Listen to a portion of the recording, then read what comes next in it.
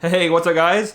Been a long time since I posted a video, and you're probably wondering, what happened to my Canon M50? If you guys remember, a little bit earlier this year, I think back in May, I made an unboxing of the Canon M50, hoping that would be my new YouTube camera. Well, unfortunately, that did not work out the way I planned. So after about 2 weeks of using that camera, I got really frustrated with it.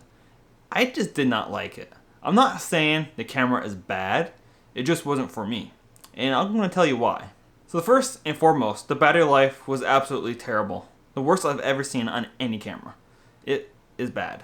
And Canon wanted like $70 for a second battery, which is just insane. I'm not paying $70 for a battery. It's for a tiny battery. The thing is tiny. And I'm not a big fan of third-party batteries. I don't trust them. I've had issues with them in the past. It's not worth it. Secondly, the touchscreen on the flip-out screen was terrible. Now, it might have been just my camera. I think there had been some sort of issue with the screen.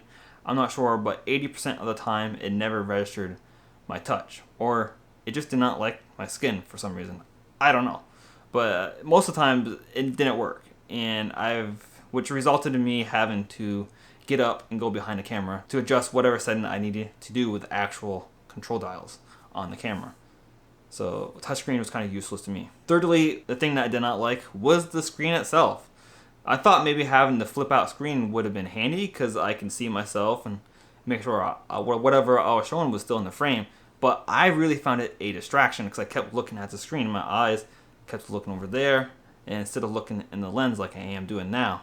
I think it would have been much more better if the screen was above the lens, so it looks a little bit more natural when I had to look up. Unfortunately, most cameras have the screen to the side, which I understand why, so you can put accessories on the hot shoe, but that's just the way it is. Not a big deal. I probably could have gotten used to it with time, but time was something that I just did not have at that time. So the other big thing that I've had issue with the Canon M50 was the colors. I just could not get what I wanted out of the camera. The colors just did not look the same to me. And I've been pretty blessed with the Fujifilm X-T2, and they're amazing colors. It's made my life so much more easier, and it also includes shooting video. I can get the video to look the way I want in my camera without even doing any post editing. The Canon required so much more work, and I just did not like it. I also was not impressed with Canon M50's ISO performance. At the same ISO, even high ISO, my Fujifilm X-T2 just completely blew it right out of the water. It was not as noisy. Even if there was a little bit of grain in it, it still looked really good. It has that nice film grain instead of digital like noise like the Canon M50 had. Just didn't look very good. But on my Fujifilm X-T2, it looks so much more better. And the colors and dynamic range is still there.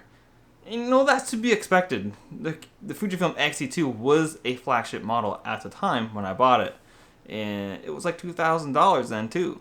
And the Canon M50 was like $600, $700 new when it came out. So there's some differences there. And the Fujifilm is going to be a little bit more probably better when it comes to the image quality department than what the Canon M50 has. But it's still a very good camera. I just did not find the image quality from the Canon M50 to be all that great when it comes to video. I think the Fujifilm just has better video, personally. But I can see why people love the Canon M50. It's light. The kit lens that it comes with is perfect for vlogging with. It has great image stabilization.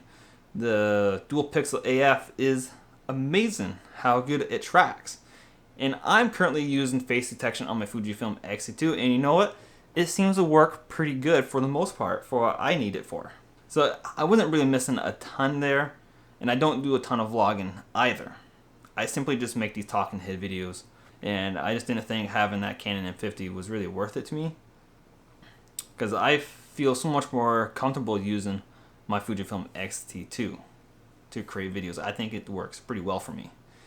And I believe the best course of action for me personally is probably to upgrade to the X-T3 or the X-T4 to get better video controls and to get more options when it comes to recording length, because right now I can only record up to 15 minutes on my Fujifilm X-T2 in 5-minute file segments, which kind of sucks. On the newer cameras, it's all one file, which makes it a lot more easier. But in general, I've been pretty okay with the 15-minute file limit, and it works. But for me, juggling around the two different camera systems when I'm so used to Fujifilm that it just wasn't worth it to me. I just rather have one hybrid camera system that I can use to shoot both photos and videos with.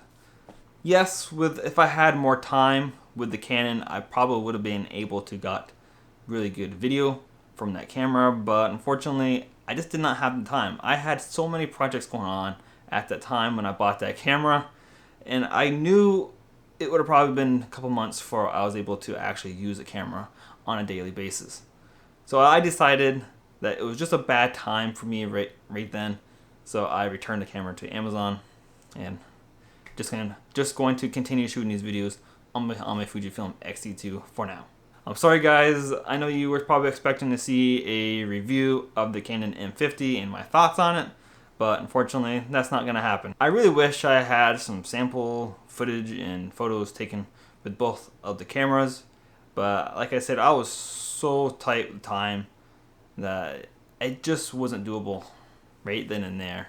When I did have more time, maybe that's something I probably would have done, but at the time, man, I just wanted that camera gone. I just did not have time for it, unfortunately.